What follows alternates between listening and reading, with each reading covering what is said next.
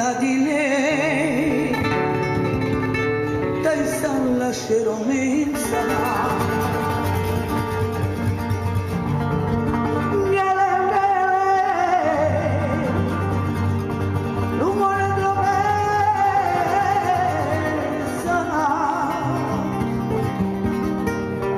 Qui maladile sucarero mensa Oh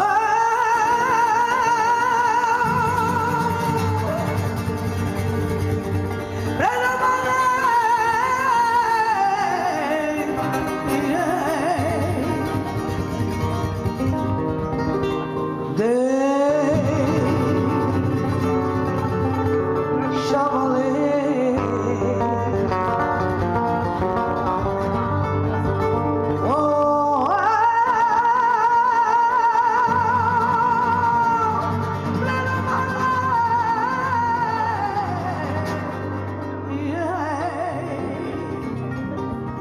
Budapest, Berlin, Athènes, Rome, Stockholm, Varsovie, Londres, Lisbonne, Vilnius, Bruxelles. C'est une longue route. C'est une longue route, oui. Même pour un bohémien? Même pour un bohémien, c'est vrai. Mais parfois, tu sais, la distance qui nous sépare des gens est plus difficile à franchir.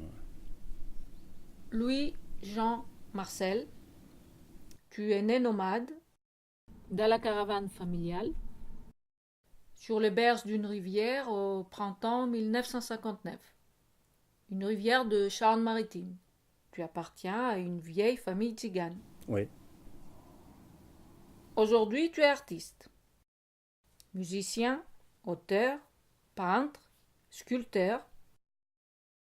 Est-ce que tu penses que ta création, par ton identité, contribue à redimensionner l'art et la culture?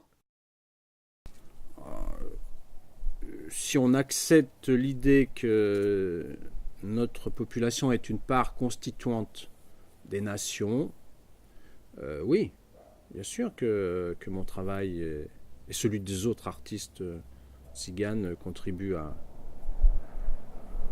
attester d'une intelligence humaine.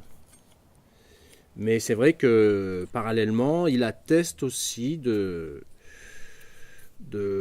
réflexion, puisque toute création est quand même issue d'une réflexion. Et je pense que mon travail d'artiste, construit sur ma réflexion, atteste de l'intelligence de la population tzigane. Oui, effectivement.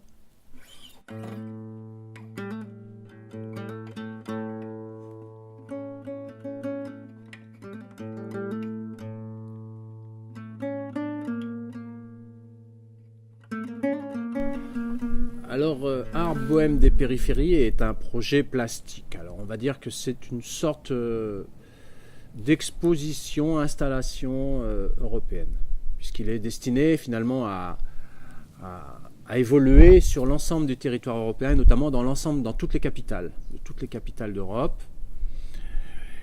Et donc c'est un projet plastique. L'idée est quand même, c'est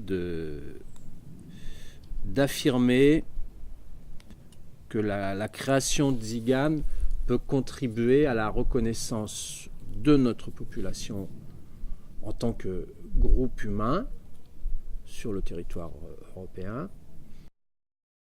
à faire en sorte que, ce travail de création contribue à la reconnaissance d'un territoire d'expression. Parce que on a toujours des difficultés à faire admettre ce droit à une certaine nomadité.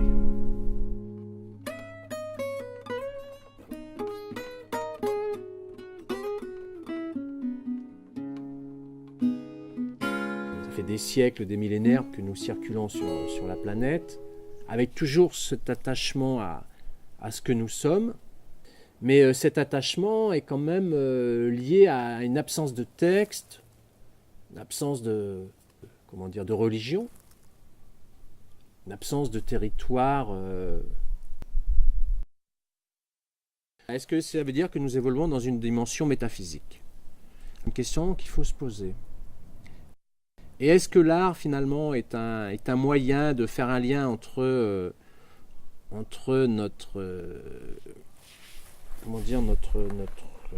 notre corps physique, notre présence en des lieux, et notre absence, ou en tout cas notre présence dans d'autres lieux, philosophiquement, peut-être. Je veux dire, est-ce que l'art permet finalement de faire un lien entre le corps physique et notre conscience métaphysique, la conscience métaphysique de notre identité en tant que groupe ou peuple d'Igan.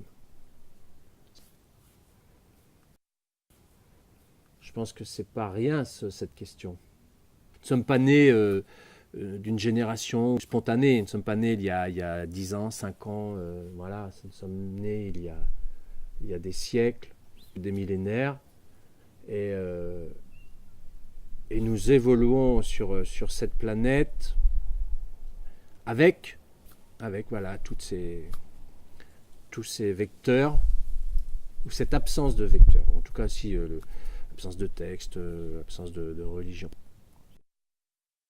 En fonction des lieux où les gens sont installés, ils pratiquent la religion du territoire sur lequel ils sont. Mais il y a quand même des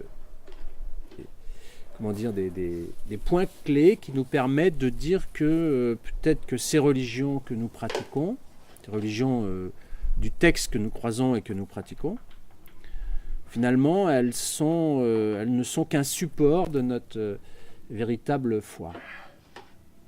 Et peut-être que cette foi ou cette croyance, finalement, elle est par simplicité, par commodité ou par facilité, par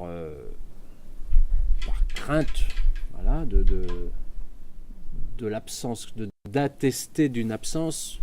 Voilà, elle nous permet finalement d'évoluer, elle tempère un petit peu finalement la façon dont les gens nous perçoivent. Et oui, il y a quelques signes quand même qui attestent finalement que notre croyance ou que cette absence de texte, c'est quand même, si on prend l'exemple de Sarah au Sainte Marie de la Mer. Bon, c'est vrai qu'elle est dans une crypte, elle est sous l'église des Saintes Marie de la Mer, mais elle n'est pas forcément reliée au christianisme. Elle l'est simplement parce que la légende a construit que Sarah était finalement une esclave, je sais pas si on peut dire, une domestique des saintes, mais rien n'atteste cette réalité. Rien n'atteste que finalement que Sarah était une esclave ou une domestique d'autres personnes dans d'autres religions. Peut-être simplement qu'elle n'existe que par elle-même. Parce qu'on rajoute Sainte Sarah, mais c'est pas indispensable de mettre le mot Sainte devant. On peut juste dire Sarah. Sarah, la noire, Bibi Sarah. Voilà, donc je crois que...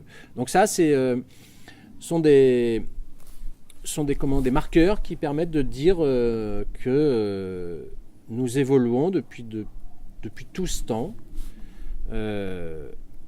dans une dimension métaphysique. Parce que la présence même de Sarah atteste l'absence de texte, l'absence de traces dans l'histoire de sa présence, et atteste quand même de cette dimension-là dans laquelle nous évoluons. Quelle que soit la croyance qui est pratiquée, les gens qui reconnaissent Sarah comme étant une